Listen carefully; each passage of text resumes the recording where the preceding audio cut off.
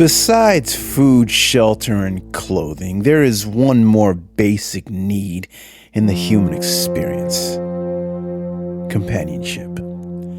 Our drive to find a life partner can be just as powerful as the need for sustenance and just as tenacious as the need to breathe. Someone to share our lives and grow old with is a desire that many can relate to and attest to. But sometimes that desire can blind us to the very real dangers of those that seek to use it as a weapon. Our hunger for companionship can be wielded as a tool of control, manipulation, and even murder in the most extreme of cases. Unfortunately, Mr. Charles Sigmin would learn this lesson the hard way.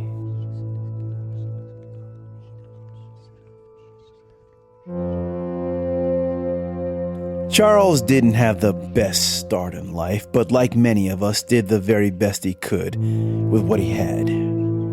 Now, by all accounts, Charles was a hard-working and caring man, always willing to sacrifice for the good of everyone in his life. Over the years, he had relationships that came and went, but by the time he was 39, he still hadn't found that one special woman to settle down with and have a family that he could call all his own. That was until he met one Anne Denise Mitchum, to whom Charlie was quite literally spellbound. Being described as a whirlwind romance, Charles and Anne seemed to take to one another like two peas in a pod. Their connection seemed genuine, and Charles thought that he had finally found the woman of his dreams. Anne had been divorced and brought along her two sons, but Charles didn't seem to mind. He had always had a soft spot for kids, and he was more than happy to accommodate. After a short courtship, Charles and Anne married. Wanting nothing but the best for his newly acquired family, the Sigmins settled on a 9-acre farm that Charles lovingly named C&A's, after his and Anne's first initials.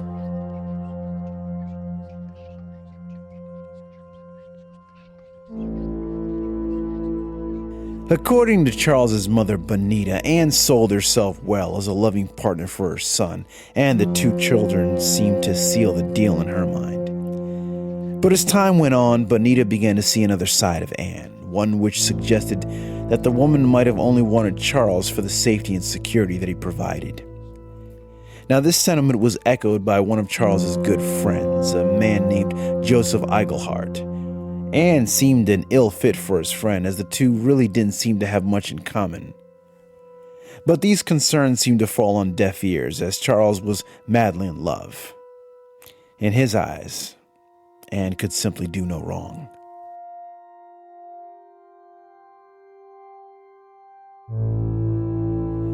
During the summer of 1986, cracks started to appear in the Sigmins' marriage. Arguments began to break out over money, on top of Charles's own suspicions of Anne being unfaithful to him.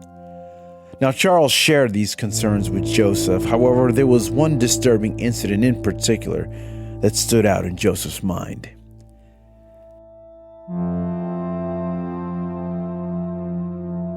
According to Charles, he was awoken one night by odd chanting sounds coming from his back shed. Charles noticed that Anne was not in bed and frantically began to search for her. Being drawn out back by the chanting, Charles found his wife dressed in a skimpy outfit, sitting on the floor surrounded by candles and chanting in a foreign language. Set up on a makeshift altar was a picture of Baphomet, the demonic effigy used by occultists worldwide in ritualistic seances. Now, it is important to note that Charles's second-hand accounts about Anne have never been corroborated, and police have never been able to conclusively prove that Anne Sigmin was an avowed occultist.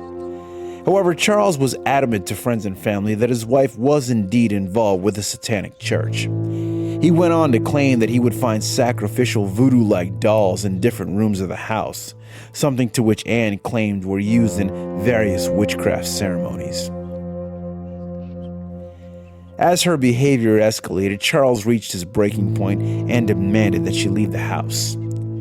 A short while later, Ann relocated to southern Missouri to live with a man named Gary Goff. Now, Goff was a truck driver and former police officer, and ironically enough, was someone to whom Charles was well acquainted. The two men had known each other since childhood, and Goff was well aware of Charles's marriage to Ann.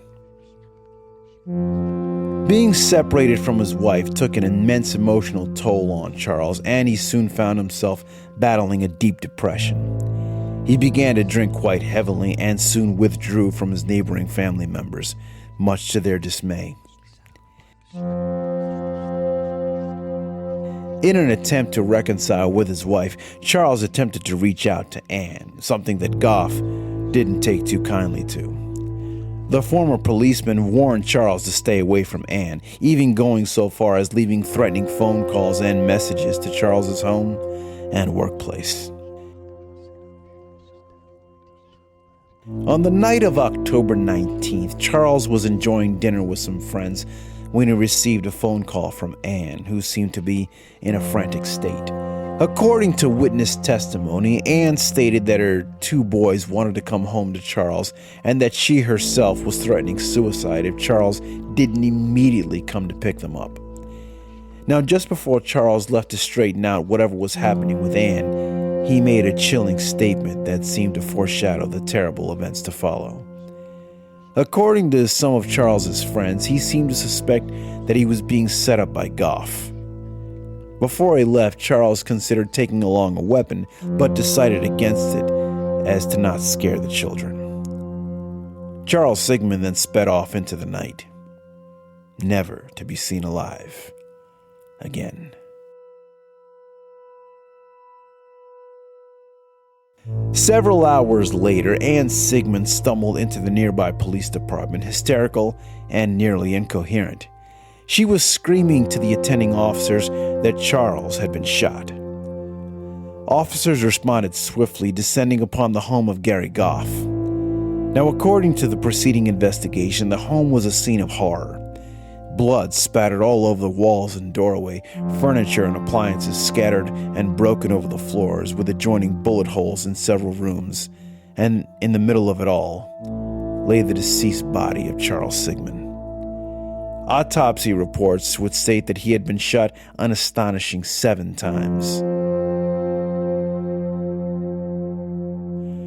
2 pistols were located, as well as a bloody iron.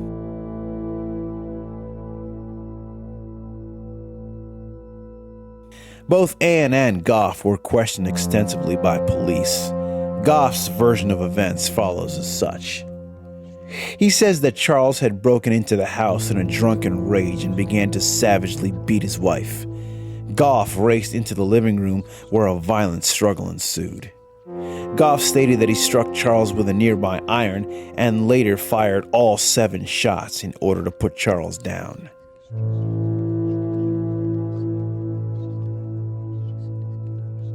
His story is initially backed up by Ann. However, she added that she herself handled one of the 2 guns found at the scene. A gun residue test was performed but could not determine whether or not Ann had actually fired one of the weapons.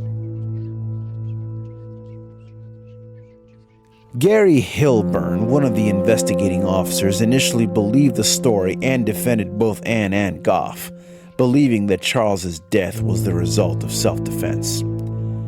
The couple was released from police custody, but were closely watched for the next several weeks. Officer Hilburn began to hear rumors that Ann might have wanted to get Charles out of the way in order to get her hands on the farm that Charles owned. Using one of Ann's friends as an informant, police gathered substantial evidence against her in the form of incriminating wiretap conversations in which Ann admitted she wanted to skip town to avoid any charges. Moving fast, detectives secured a warrant for Ann Sigmin's arrest, but were too late to execute. Having been tipped off, both Ann Sigmin and Gary Goff fled. Police later located Ann's 2 sons who had been left with relatives. However, neither could give any clue on the whereabouts of their mother.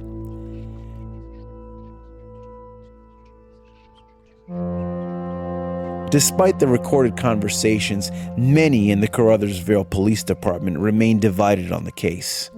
Some contend that Ann and Goff's story of self-defense does check out, mainly due to the disarray of the scene, as well as cuts and bruises on Goff correlating with a violent struggle.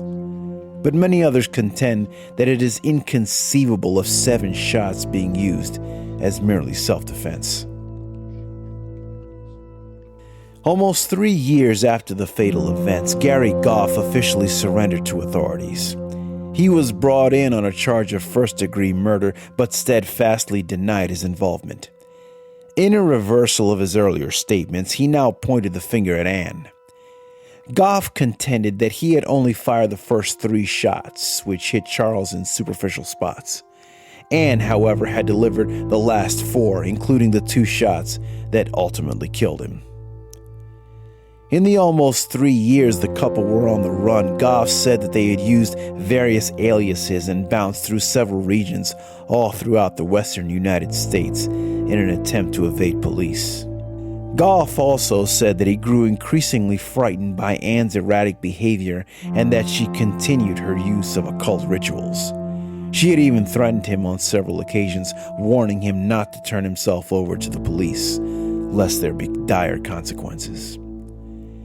Fed up and tired of being on the run, Goff finally abandoned Ann, turning himself in only a week after the two had split. In the subsequent months, Goff made a few appeals to Ann to turn herself in, but she never did. Goff would appear in court in early 1991 under a charge of second-degree murder, to which he was found guilty and sentenced to 20 years in prison. He served 13 years and was released in late 2002, still maintaining his innocence that he did not kill Charles Sigmin. His current whereabouts are unknown. Ann Sigmin has never been found. There is, however, an eerie footnote to this case. In later years, Ann's 2 boys have given testimony that they firmly believe that their mother is now dead, killed by none other than Gary Goff in order to silence her concerning the case. Now, obviously, without a body, nothing can be proved, and so the mysterious death of Charles Sigmin and the subsequent disappearance of Ann Sigmin can only be speculated upon.